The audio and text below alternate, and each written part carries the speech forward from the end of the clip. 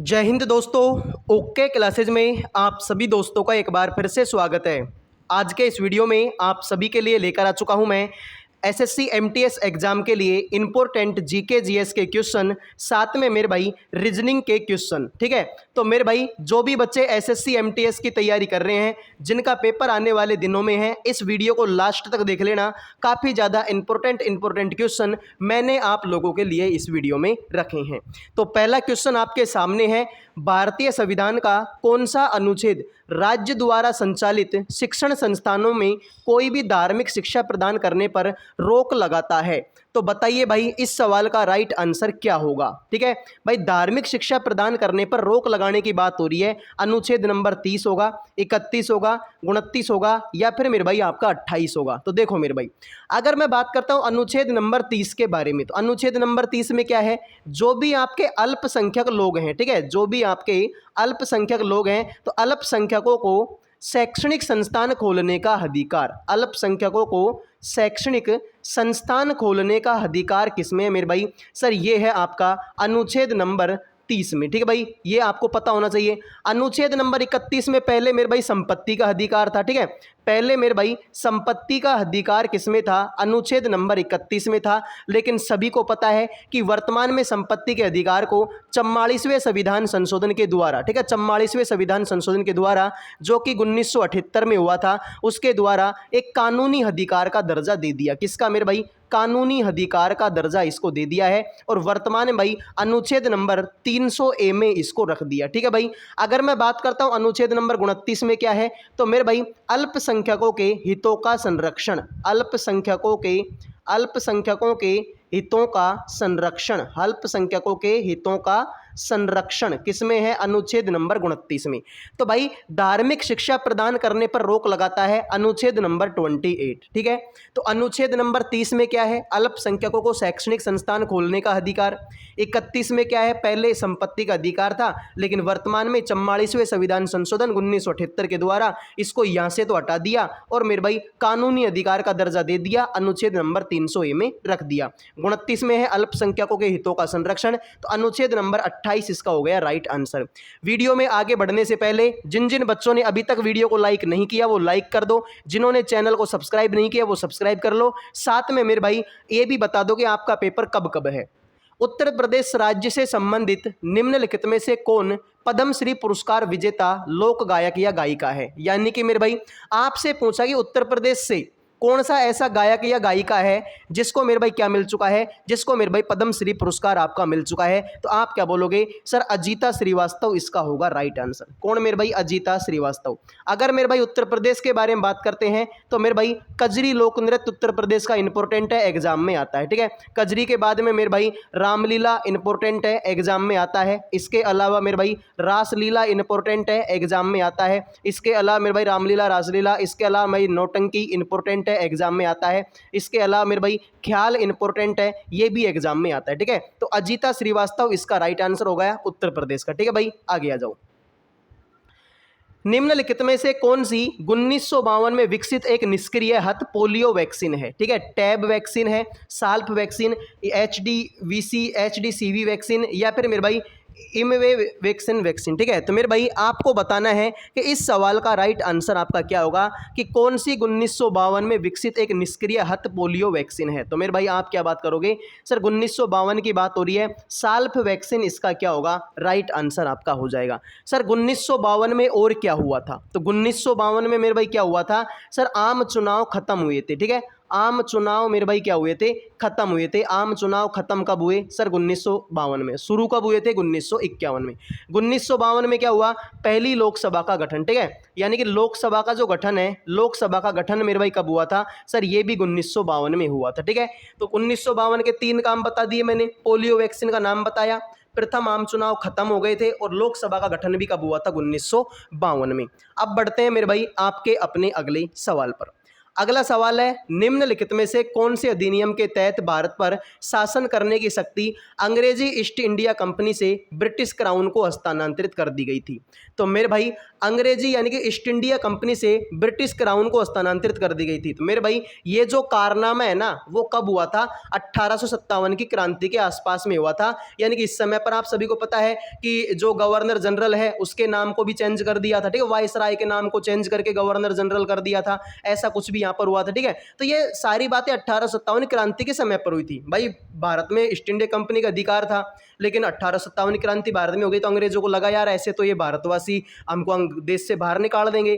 तो उस समय पर क्या हुआ था कि जो ये अधिकार था ना शासन करने का, ईस्ट इंडिया कंपनी से कहां पर चला गया?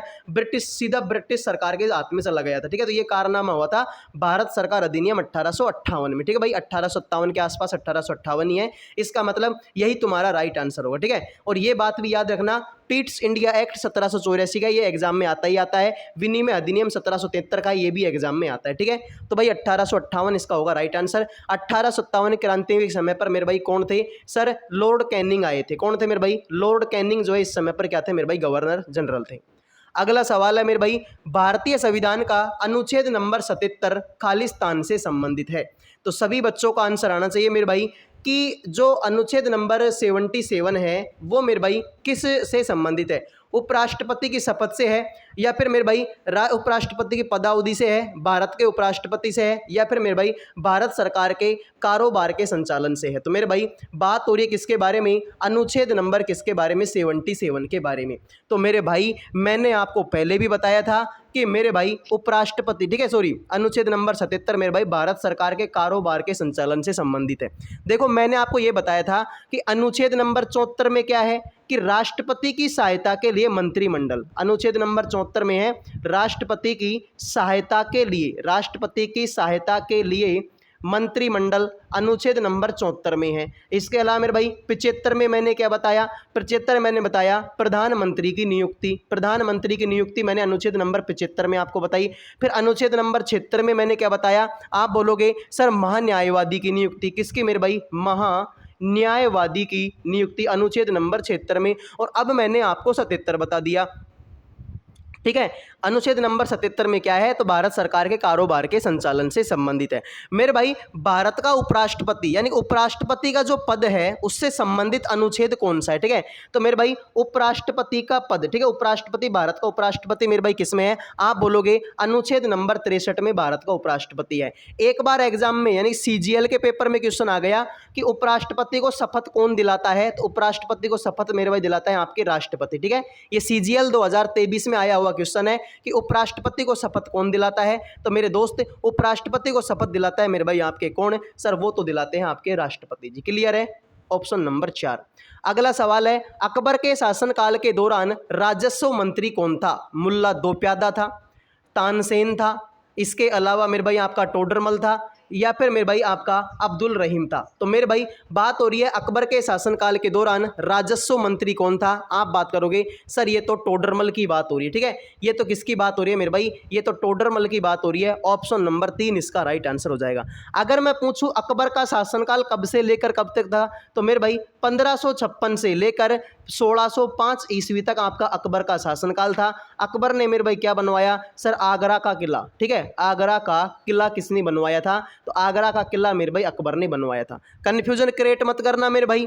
अकबर देखे आगरा का जो किला है वो अकबर ने बनवाया था, और भाई जो आगरा का ताजमहल है वो शाहजहां ने बनवाया था, ठीक है भाई। तो आगरा का किला किसने बनवाया था? अकबर ने बनवाया था। क्लियर है मेरे भाई? अब बढ़ते हैं आपके अगले अपने सवाल पर। पंचवर्षीय योजना द्वारा सरकार द्वारा अर्थव्यवस्था में दीर्घकालीन हस्तक्षेप की सुविधा देती है। पंचवर्षीय योजना सदैव तृतीय क्षेत्र के विकास पर केंद्रित रहती है क्या? पंचवर्षीय योजना अर्थव्यवस्था में मुख्यतः निजी हस्तक्षेप पर केंद्रित होती है क्या? पंचवर्षीय योजना सदैव बाजार उन्मुख गतिविधियों पर जोर देती है क्या? पंचवर्षीय योजनाओं को अर्थव्यवस्था में दीर्घकालीन हस्तक्षेप की सुविधा देती है क्या? बिल्कुल भाई बात तो सही है। देखो मेरे भाई सर तृतीय क्षेत्र के विकास पर, अरे मेरे भाई तृतीय क्षेत्र में तो बैंकिंग आता है, इसका मतलब पंचवर्षीय योजना तो कृषि पर भी जोर दिया है, पंचवर्षीय योजना तो उद्योग धंधों पर भी जोर दिया है, तो सिर्फ तृतीय क्षेत्र के लिए थोड़ी काम करती है पंचवर्षीय योजना। इसका मतलब सर ये तो गलत हो गया। योजना अर्थव्यवस्था निजी हस्तक्षेप, भाई निजी हस्तक्षेप का कोई मतलब ही नहीं है, सरकार का भी तो हस्तक्षेप रहता है इसमें, इसका मतलब ये भी गलत है। बाजार उन्मुख गतिविधियों पर जोर देती है, नहीं मेरे भाई ये बात भी हमारी गलत है। यहाँ पर देखो अर्थव्यवस्था में दीर्घकालीन हस्तक्षेप, तो इसका मतलब यही तुम्हारा क्या होगा, राइट आंसर आपका हो जाएगा ऑप्शन नंबर 4। और पंचवर्षीय योजना आप सभी को पता है 1951 में शुरू हुई थी। किस राज्य में ओडिसी नृत्य संस्थान नृत्य ग्राम स्थित है, बताओ मेरे भाई, अपने आप में ही शानदार क्वेश्चन है। ओडिसी नृत्य संस्थान ठीक है, नृत्य ग्राम कहाँ पर स्थित है, तो आप क्या बोलोगे सर ये कारनामा कहाँ पर है, सर ये तो आपके कर्नाटक में है। कहाँ पर मेरे भाई, कर्नाटक में है, आपको याद होना चाहिए। ठीक है, कर्नाटक के लोक नृत्य एग्जाम में आते हैं मेरे भाई, जैसे कि यक्षगान, ठीक है यक्षगान, इसके अलावा मेरे भाई डोलू कुन्नी था, कौन सा, डोलू कुन्नी था, इसके अलावा मेरे भाई नागमंडला, नागमंडला, इसके अलावा मेरे भाई जूडू हैली, ठीक है जूडू हैली, ठीक है यक्षगान, ढोलू कुनीता, नागमंडला, जूडू हैली, इसके अलावा मेरे भाई वीरगासो, ठीक है कौन सा, वीरगासो, इसके अलावा मेरे भाई बेलाटा, कौन सा, बेलाटा, ये मेरे भाई क्या है, कर्नाटक के लोक नृत्य है। उगादी फेस्टिवल कहाँ पर मनाते हैं, कर्नाटक में। हम्पी त्योहार कहाँ पर मनाते हैं, कर्नाटक में। तो ये सारी बातें आपको याद रखनी है। ठीक है, अगला आ जाइए, किस ओलंपिक में खो खो को मुख्य स्टेडियम में एक प्रदर्शनी में दिखाया गया था, 1932, 2008, 2016, 1936। तो मेरे भाई खो खो को मुख्य स्टेडियम में एक प्रदर्शनी के रूप में दिखाया गया था। आप बात करोगे सर ये काम कब हुआ था, 1936 में। कब हुआ था मेरे भाई, 1936 में आपका ये काम हुआ था, आपको याद होना चाहिए। 2008 है मेरे भाई, भारत ने पहला गोल्ड मेडल जीता ओलंपिक में। ठीक है, पहला गोल्ड मेडल यानी कि व्यक्तिगत में, ठीक है पहला गोल्ड मेडल जीता था मेरे भाई ओलंपिक में। ठीक है, तो मेरे भाई व्यक्तिगत ओलंपिक में, ठीक है भाई, जैसे कि आपके अभिनव बिंद्रा, ठीक है भाई मेडल, ठीक है गोल्ड मेडल, ठीक है अभिनव बिंद्रा ने जीता था। ये किसने मेरे भाई, अभिनव बिंद्रा ने इसको जीता था। ये बात आपको याद होनी चाहिए, एग्जाम में आ सकती है। क्लियर है मेरे भाई। 2016 में सर आपका क्या हुआ था, उज्ज्वला योजना शुरू हुई थी। कौन सी मेरे भाई, उज्ज्वला योजना कब शुरू हुई, 2016 में। क्लियर है। अगला सवाल, नुआखाई किस राज्य का त्योहार है, तो मेरे भाई नुआखाई बिहार, तमिलनाडु, उड़ीसा, मेघालय। तो भाई नुआखाई के बारे में मैंने आपको बताया था कि नुआखाई जो है मेरे भाई आपके उड़ीसा का है। मेरे भाई उड़ीसा के बारे में बात करें, इसके लोक नृत्य एग्जाम में आते हैं, जैसे कि घूमरा, इसके अलावा मेरे भाई पाला, इसके अलावा मेरे भाई डस्कतिया, इसके अलावा मेरे भाई कीसाबदी, कौन सा, कीसाबदी, इसके अलावा मेरे भाई रंगाबाती, कौन सा, रंगाबाती। ठीक है, तो मेरे भाई घूमरा, पाला, डस्कतिया, कीसाबदी, रंगाबाती, इसके अलावा मेरे भाई मयूरभंज छऊ, कौन सा, मयूरभंज छऊ। ये सारे के सारे मेरे भाई कहाँ के हैं, सारे के सारे मेरे दोस्त उड़ीसा के हैं। क्लियर है भाई। आगे आते हैं अगले सवाल पर। मेटा और महिला बाल विकास मंत्रालय के द्वारा नए भारत के सपने अभियान को किस वर्ष में शुरू किया गया था, 2022 में, 2023 में, 2020 में, 2021 में।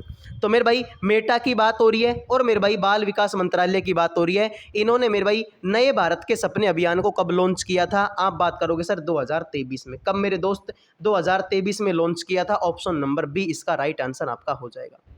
इसका बताइए मेरे भाई, ये रीजनिंग का सवाल आपके सामने, दिए गए आरेख को ध्यानपूर्वक पढ़ें, अध्ययन करें, निम्नलिखित प्रश्न का उत्तर दें। विभिन्न खंडों में दी गई संख्याएं अलग अलग पदों के लिए आवेदन करने वाले व्यक्तियों की संख्या को दर्शाता है। एक से अधिक पदों के लिए आवेदन करने वाले व्यक्तियों की कुल संख्या कितनी है, तो मेरे भाई एक से अधिक पद, ठीक है एक से अधिक पद। मेरे भाई देखो इसको, देखो मेरे भाई ये वाली चीज को, सर ये वाली जो चीज़ है ये टीचर में भी आ रही है और ये वाली चीज़ मेरे भाई इंजीनियर में भी आ रही है।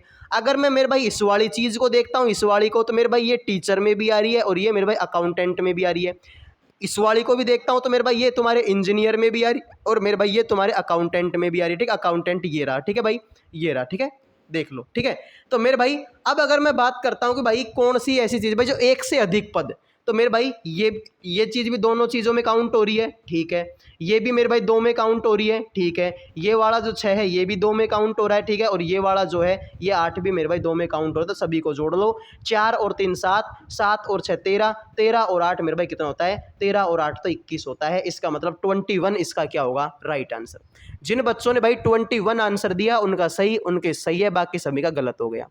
अगला सवाल है मेरे भाई, 4 विकल्पों में से कौन सा विकल्प निम्नलिखित प्रश्न श्रृंखला में प्रश्न चिन्ह के स्थान पर आएगा। तो मेरे भाई XF के बाद में 11, YI के बारे में 15, उसके बाद में ZL के बारे में 19, AO के बाद में 23, ठीक है। तो मेरे भाई देखो ज़्यादा कुछ करने की जरूरत नहीं है, ऐसे ही देख लो सर। 11 के बाद में 15, सर 11 में 4 जोड़ दो 15 हो जाएगा। 15 में 4 जोड़ दो 19 हो जाएगा। 19 में 4 जोड़ दो 23 हो जाएगा। 23 में 4 जोड़ दो तो मेरे भाई कितना हो जाएगा सर 27 हो जाएगा। और 27 मेरे भाई सिर्फ और सिर्फ इसी में है और किसी में है ही नहीं। या फिर ऐसे भी कर देखो, x के बाद में y, y के बाद में z, z के बाद में a के बाद में b आएगा तो शुरू में b, ठीक है। कैसे भी कर लो आंसर यही आएगा, ठीक है। कैसे भी कर लो आंसर तो यही आएगा। अगला सवाल है भाई, एक पासे की विभिन्न फलकों पर 6 अक्षर दिखाए गए हैं, ठीक है। तो मेरे भाई इस तरीके के ये 6 अक्षर आपके सामने दिखे हुए हैं। आपको बताना है मेरे भाई कि ठीक है, आपको बताना है कि मेरे भाई इसमें डे के विपरीत में, तो डे तो भाई हो नहीं सकता, ठीक है। डे के विपरीत में, ठीक है, डे तो हो नहीं सकता, डे तो इसमें है ही नहीं। तो आप इसको ऐसे कर लो मेरे भाई, एस कर लो, ठीक है। इसको एस के विपरीत में बदलो, ठीक है। तो बताइए एस के विपरीत में एस का विपरीत फलक कौन सा होगा? सभी बच्चों का आंसर आना चाहिए, ठीक है। एस का विपरीत, तो मेरे भाई देखो अगर मैं ध्यान से देखता हूं तो आर इसमें भी है, आर इसमें भी, पकड़ के घुमा दो, आर एम ए, देखो R Y S, R Y और एस। तो एस का उल्टा क्या हो गया? ए हो गया। जिन बच्चों ने ये आंसर दिया ऑप्शन नंबर 4 उनका सही है, बाकी हो गया मेरे भाई सभी का गलत, ठीक है। बाकी सभी का गलत है।